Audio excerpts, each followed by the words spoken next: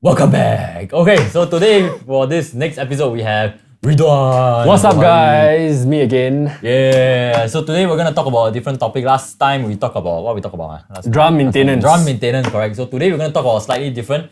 We're gonna talk about pedals, drum pedals. Okay, so we're gonna discuss a little bit on what we look out for or what we advise students to look out for when they look for pedals. Because Ridwan here is teaching. Has you guys been teaching for how long already? How many years? I think close to 6 years. Oof, 6 years. Nice. 6 to 7 years, yeah. Yeah, because I think a lot of the students keep asking, like, especially when they want to buy pedals, right? Correct. Hey, what pedal to buy? Yeah, or hey, how much should I spend? Should I buy single or double pedals? Yeah. correct. So today we are going to answer the question. Okay. Yes. So I think we just run them through first, like what happens in the pedal. Just run them through a little bit on what goes on in the pedal. What are the different parts? Okay, so come, let's have our first pedal, which is our. This is called the Excellender. The Sakai Excellender. That's how you pronounce it. Courtesy of City Music. Yep. To loan us this pedal for the video. So, the Excellender pedal. This pedal is actually quite sturdy. Quite heavy. Okay. Quite heavy also. Expensive stuff. High-end stuff. Yeah. But I don't know, that's not the point. So the point is what are the different parts, right, of the pedals. So normally what we have is this is what we call the cam, right? Yes. This is the cam. Then of course you have the foot pedal. I think the foot pedal got a lot of different variations. Yeah. So some of them has this thing, this little thing here, which is called the foot stopper. Some of them don't. And then they have like what we call the longboards. Actually, I think now lesser and lesser longboard, right? I don't see people I'm not really sure, longboards but I think anymore. not a lot right now. Yeah, because I think that time longboard, because a lot of people were doing the heel toe. Yeah, correct. Right? Then after that, a lot of people find that the board was too short or their leg is too big. Yeah. So then there was this period of time the companies always come up with the adjustable short board, longboard. But now I think it's pretty much standardized. Yeah. So and then of course then you have the spring, you have the beater, and then the different adjustabilities, and yeah, I think the thing that affects a lot of the pricing is the design, the smoothness, and the material, what materials. Correct. Durability and weight, right? Okay, so let's say for example I'm your student, right? Okay. So I say, Teacher Ridwan, I want to buy a pedal. Okay. How would you advise your students? Okay, so firstly, I will advise them to check on like the adjustability of everything, including the cam. Because usually the most important thing is being able to adjust this and being able to adjust like the spring tension. So that is number one. Number two, to see the footboard itself. Like sometimes for beginner students, they don't like, okay, let's say for example kids, they don't have like a big foot, right? Yep. So they don't really necessarily have to buy like a pedal with a long board, right? which is more expensive. Yeah. So as long as their feet, because certain pedals also it's quite short. And maybe because of that the price goes down, so they can consider looking at that also. Right. As for the footboard also like the size of that. And then number three is like here, the clamp, the bass drum clamp, which I think a lot of people kind of overlook. Because some of the clamps they don't have a rubber thingy inside here. So when you clamp onto it will eat into your bass drum, the bass drum hook, and then it will cause a lot of damage there. So try to get something that is able to like kind of protect your bass drum hoop lah. Yeah. And then I think in general that's about it lah. Yeah, in general that's about it. Yeah, for me it's about the same. Actually, I would recommend, I think the most important thing, I always tell the students, right, versatility. To be able to play on any kind of pedals. Okay. But if they want to buy a personal pedal, I think even if they have a low budget, which I actually think low budget one don't have this feature, but it's the ability to adjust the pedal board height independently from the beater angle. Correct. Because I think some lower end pedals don't have that. So you adjust the pedal board height, right? Then the whole thing, which is very annoying lah. Correct. Then after you realize that your beater becomes like that. This is like the comfortable spot, but then your beater is here. It will keep hitting your leg. Yeah, I get what you mean. But so other than that, normally I'll just ask them to buy anything. Just go and try. As long as you are able to adjust the settings comfortably, then I think they should be fine. I mean, that's normally what I advise for the beginner students. But for you, what do you personally look out for? I think it's ease of adjustability. Like some pedals, you just need to be able to turn one knob or turn the other knob, and it's like done. Basically, is the design feature. Design feature, correct. Right, so right. I look a lot to the design feature because most of the pedals I think in the market, it serves a general purpose lah. It's a matter of whether you are comfortable with it or not. The design feature plays the next important role lah. Whether is it easy, can you adjust it quickly while you are having a show? Right. Can you remove it quickly after you have after you finish your performance? Yeah. So like all these small things actually plays a part lah. The ability to change the tension Yeah, correct. during the show, because traditionally, do we have a traditional beat? Actually I think we have one. That one. The traditional, yes, correct. So this one is the traditional one, right? Traditional pedals this one must teach this one. Okay, so one of the things they always ask is how to adjust the spring tension. So we're gonna explain this once and for all, okay? So basically this is the spring, right? And then how tight it is the spring tension, okay? So the traditional beater, most beaters will follow. Most pedals will follow this same exact setup. So what I normally do is I will because normally it's clamped like that tight one. There's two screws, one screw on top and one screw below. Then I will loosen this first and press it down, so we can release the tension from the bottom screw, because the bottom screw is the one that is actually really doing the work. That is tightening. So normally you can do it with single hand. But this pedal a bit tight already. Rusty. No because the spring tension a bit tight.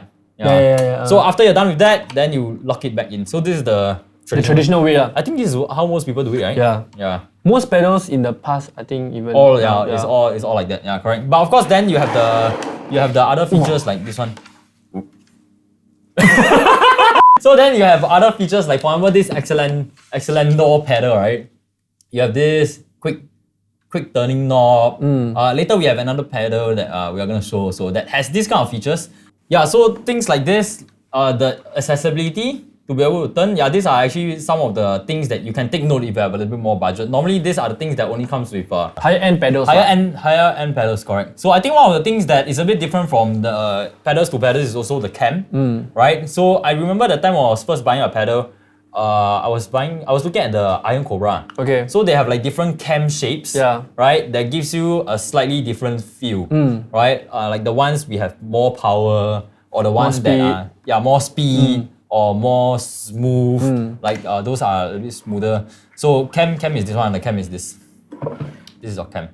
And then of course, one of the things that people also look out for is the drive, right? So I think this one we probably have to explain a little bit to the students on what is a single chain drive, double chain drive, or direct drive. So this is a drive. This is basically what it means lah. So if you see over here, this is double chain drive. It has two chains, right? And then you have the single chain drive, which has one single chain, which is this. Oh, this is a single chain. Yeah. So this is a single chain, and then of course you have a direct drive, which later we'll show you. Okay, we're gonna have a direct drive pedal.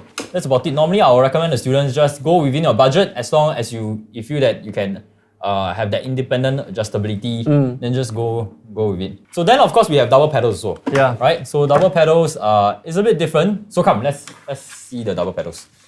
Okay, same thing. We got the excellent door again. But this time it is double pedals. Okay. So let's explain a bit what is a double pedal.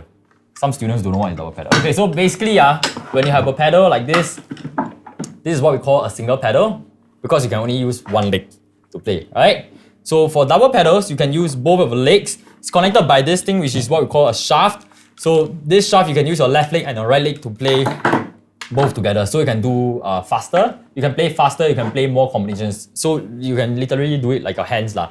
You can play paradiddles with it. Who does that? Yeah. Thomas Lang.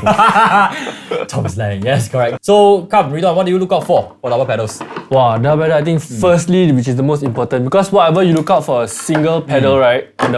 Okay, what we normally call this, the main one, we call it the master pedal.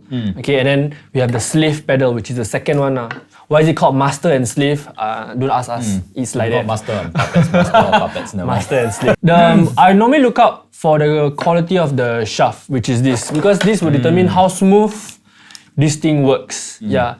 And if this thing like has problem with it or is faulty, right, it can actually cause your double pedal to not work as well. Not very efficient. Yeah, not very efficient. Then you can feel like, how come my left pedal becomes more slower than my right pedal, or like it feels different. Yeah, then you have that Yeah. Some also. Yeah, so you need to make sure that, Like that.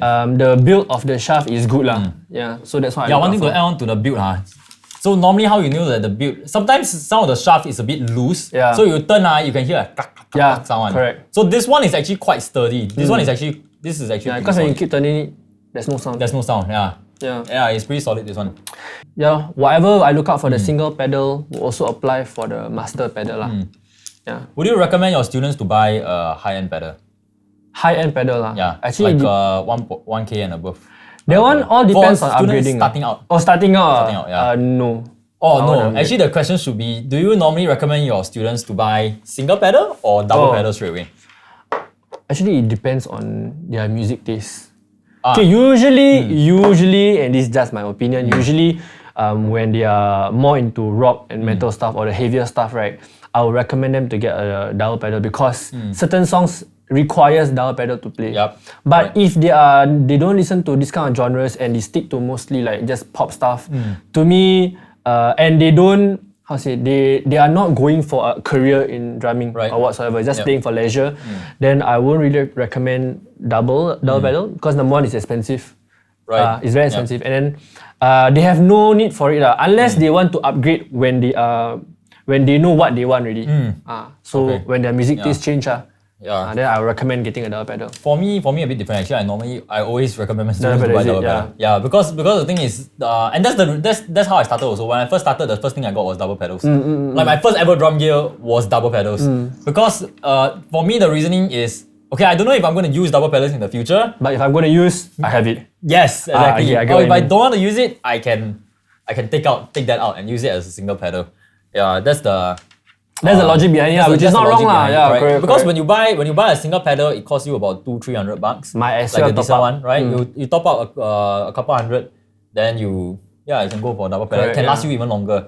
Yeah, but you're right in the sense that some people stick to a single pedal all their life because it is not. Yeah, it's because not that one, when you play double pedals also, right, the learning process for foot is also different. It's very different. It's not the same as when you're just learning the single pedals. Correct. I feel yeah. So Alright. Oh yeah, just now we were talking about the drive, right? So this is a double chain drive, and then we have over here which is a direct drive. Come, let's bring out all the big guns. Walao, today here all the pedals is all the. direct. Okay, so Drive. this is basically what we call a direct drive pedal. So you see, there's a very obvious difference over here, right? That this has two chains, and then this one is Metal rod. metal. Yeah. So basically, is the way that they respond. Correct. By right, it's a little bit different. Yeah. Yeah, so you can, our friend over here at Verta Collective is, they actually did a video of a more in-depth comparison for the 3 different kinds of drives. So you can click the link below and go and watch a more in-depth comparison where we discuss together with them. Yeah, I think this is pretty much all we need to let the students know. So check out next week again where we discuss on more other drum equipments and other topics. See you.